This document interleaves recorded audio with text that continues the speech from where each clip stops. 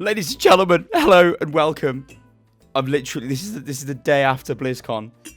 This is my Reinhardt stain. This is the best, and this is my diva thing. Anyway, ladies and gentlemen, we've got video to make today, and there's a lot of stuff that's been going on at BlizzCon. So obviously, we've got the World Cup stuff. The UK team, they did amazingly well. But what I want to talk about in this video is all of the stuff you guys might have missed. Now, there is a post on Reddit which is really good. So what happened was a lot of streamers, let me just pull this up, ladies and gentlemen, got the chance to like interview the devs. But the thing is, they're like, it's all over the place. So we kind of need it compiled together for the spicy, the juicy bits of info.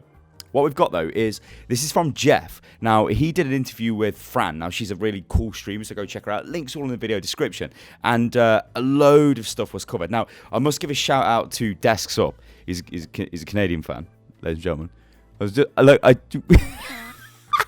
is literally the best video I've ever made. He's a Canadian fan, but anyway, he's made a massive post, and he talks about everything that has gone on with this interview that Fran did with Jeff, because Jeff gives you loads of info, but it's like all over the place. So he's compiled it, and we're going to quickly go over this and see what this means. Now, before we do, though, Jeff did confirm that Hero 30 is playable.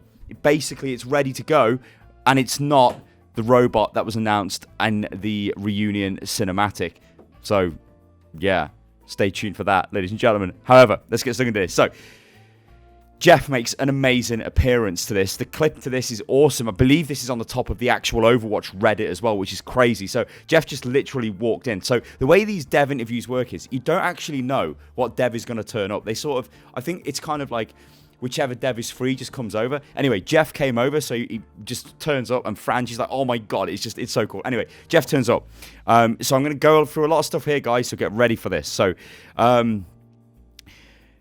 they've been playing Ashe apparently for months, which is no shock, really, to be honest, is it? Because like we expect them to have been playing heroes for ages, and that's kind of fine. Apparently, when Jeff plays, he tends to fill, which is fine. Although he normally ends up on DPS, because most people at Blizzard tend to play tanks and healers, which is cool.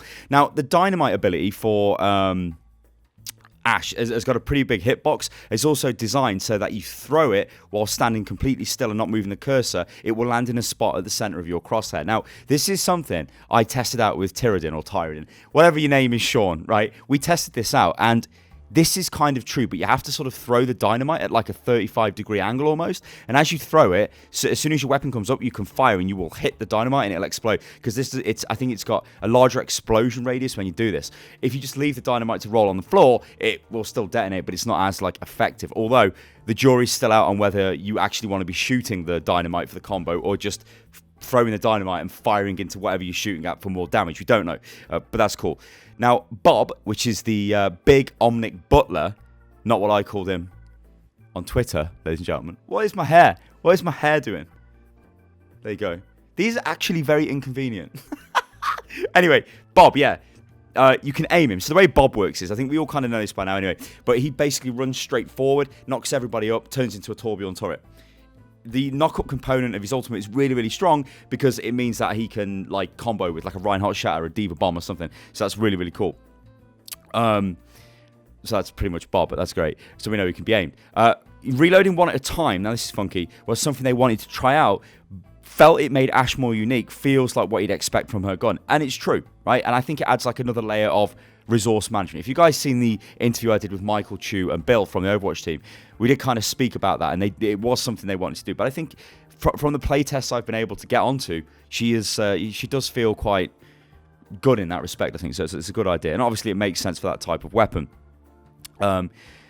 They've also been wondering if they should try Ashe only capture the flag or team deathmatch, because other single hero 6v6 modes fall apart quickly, but somehow it holds up with Ashe. Now, this might be because Ashe has got movement abilities, ranged ability. I don't know. Like, it seems interesting. Like, you know, why wouldn't it just work with McCree as well?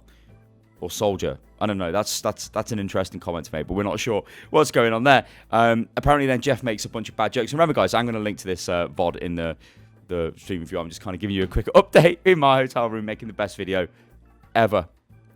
Yeah, so then he goes in to talk about like our Hero 30 is ready, but like I said, well, it's fully playable. It's not ready. They've basically built the hero. They know what it is, so we expect to see that at some point. I kind of like it if we've seen heroes sooner or more each year. I don't know. It probably would add a bit of spice to the game.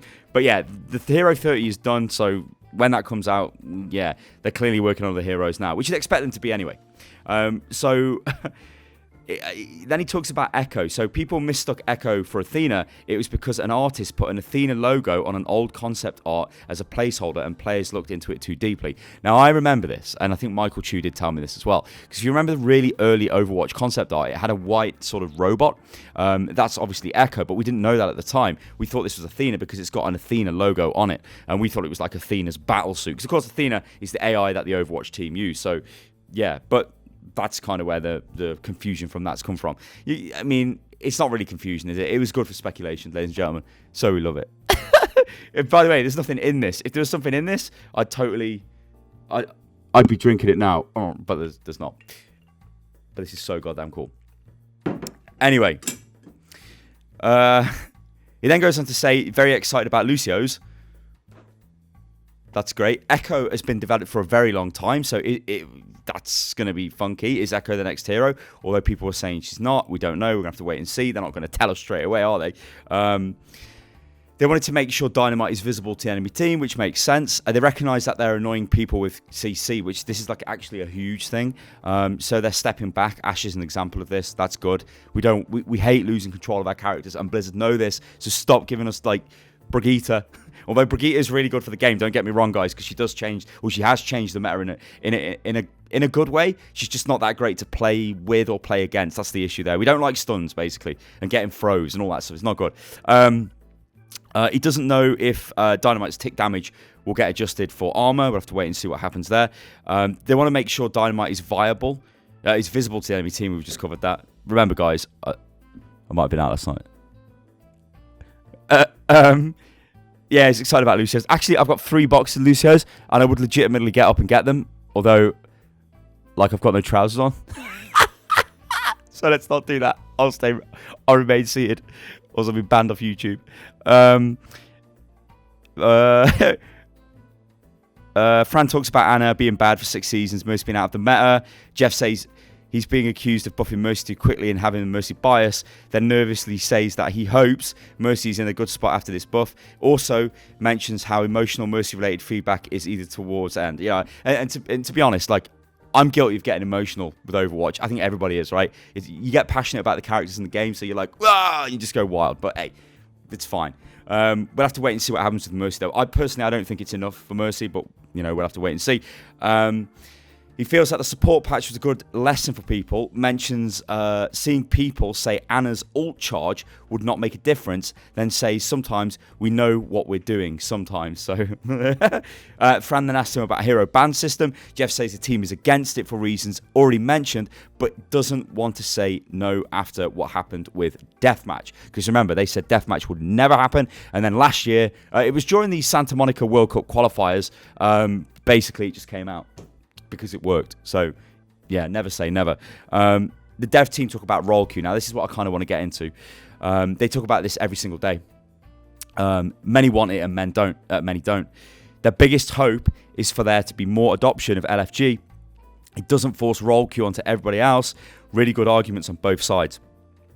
Jeff is not confident a soft role queue will give people what they would want. They believe role queue would have to be pretty strict. Mentions inflexibility of the player base. We all know this, don't we, ladies and gentlemen? Mentions the soft role queue makes you eligible to be reported for not playing the role you queue as. He doesn't think these half measures won't leave them in a better state than they're already in. Thinks switch from no role queue to role queue will be as big as a change as no limits to hero limits. The first step was obviously LFG, and they're debating what's going on with the feedback they've got from that, the changes and all of that good stuff. Solo and group queue aren't considered a huge problem. Stats show that solo versus group doesn't dramatically change the outcome of the match. Mentions the split will extend matchmaking time. And yeah, I think we should probably cover a bit of this because role queue, it's interesting he mentioned the inflexibility of the community because that's kind of what it is, right?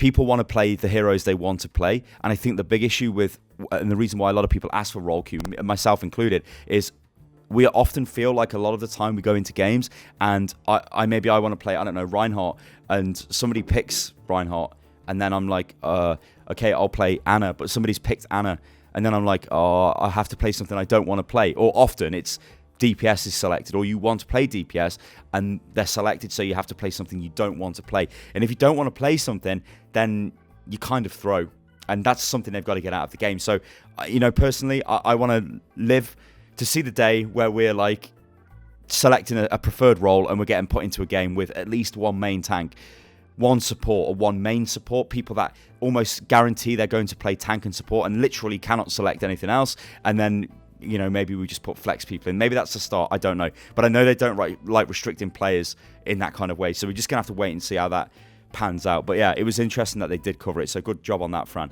These are questions I would have asked Jeff for. It's a shame I didn't get a chance to interview Jeff, because it would have been beautiful, but whatever. So Jeff also says that golden weapons, so this is interesting. Jeff's got a bad relationship with them. We know that. He wants them to go away. He likes them, but he doesn't like how it attracts players who only play comp to get the golden weapons. He feels that the motivation to play comp should be about seeing one's skill, not golden weapons. And that's always been his viewpoint on that. They do a quick talk about tournaments, and they say, they talk about it a lot. It's a lot of work, but they want to do it someday. It's about prioritizing bang for buck, which basically means they can't do everything they want. They have to do almost the most valuable thing for the game. Not in terms of making money, but the most valuable thing for the game at the time. Whereas right now, that might not be a tournament system because there's bigger problems. They quickly talk about comics, and apparently there's a good reason why all of that slowed down, but more will be coming out soon, so that's good. SR lags behind MMR. They did an MMR reset multiple times in the beta, and it's the worst player experience because it's shocking and does damaging things to Overwatch as a service. They're generally opposed to doing it, so no ranked resets. Encourages people to, the people complaining about ELO hell to continue playing, and then they'll get their rank. So basically, if you don't think you've got your rank, just keep playing, that's fine. And then just some little bits and pieces about Jeff. But basically, it should be on the PTR. This is Ash on Tuesday. So we're hoping, within the next few days. So that should be awesome. But yeah, ladies and gentlemen, I thought I'd just make this funky video because it's always cool being out at BlizzCon. Like today, I am quite delicate. I won't lie. Also, I filmed a video walking around BlizzCon, which I'm going to show you guys because I don't think people actually see what it's like at BlizzCon. Like going from the arena through all of the halls, it's so cool. That'll be something coming out in the next few days. We've got a ton of stuff we're working on with the World Cup viewer to show off obviously the UK USA game, which was phenomenal. But we're going to take a look at the finals as well because we can view from any point of view from the players, which is totally fantastic. And then of course we'll have more Ash content coming from the PTR. But yeah, we've got loads of stuff, ladies and gentlemen, that we're doing. Alright guys, I've been Stylosa and this is Unit Lost. If you enjoyed the video, then like the video. Remember, you can follow me on Twitter and all that good stuff, and do click the links in the video description and go and check out all of these wonderful streamers and all of that good stuff. And I'll catch you lovely lot on the next one. Toodaloo.